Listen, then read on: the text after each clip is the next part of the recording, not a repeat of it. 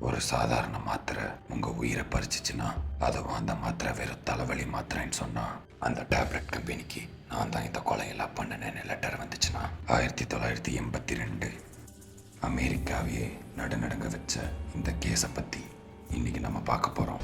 September 29, 1982. அந்த நாள் எல்லாருக்கும் வழக்கம் போல தான் இருந்துச்சு.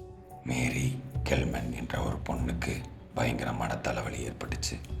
தலைவலிக்கு அவங்க பேரண்ட்ஸ் வழக்கம் போல் கொடுக்குற மாத்திரையை கொடுத்தாங்க.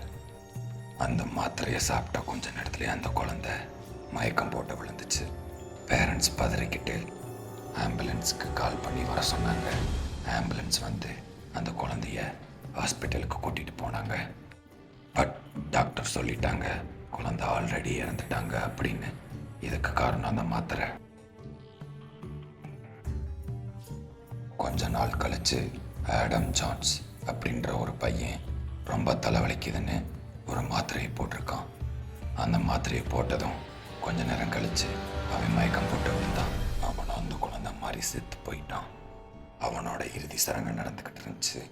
அப்போது அவனோட ஒய்ஃப் அதோட அவனோட தங்கச்சியும் சேர்ந்து தலைவலிக்குதுன்னு அதே மாத்திரையை அவங்களும் போட்டிருக்காங்க. அவங்களும் கொஞ்ச நேரம் கழிச்சு இறந்து போயிட்டாங்க. இது போலீஸ்க்கு தெரிய வருது. போலீஸ் இதை நார்மலான கேஸ் மாதிரி எடுத்துக்கல.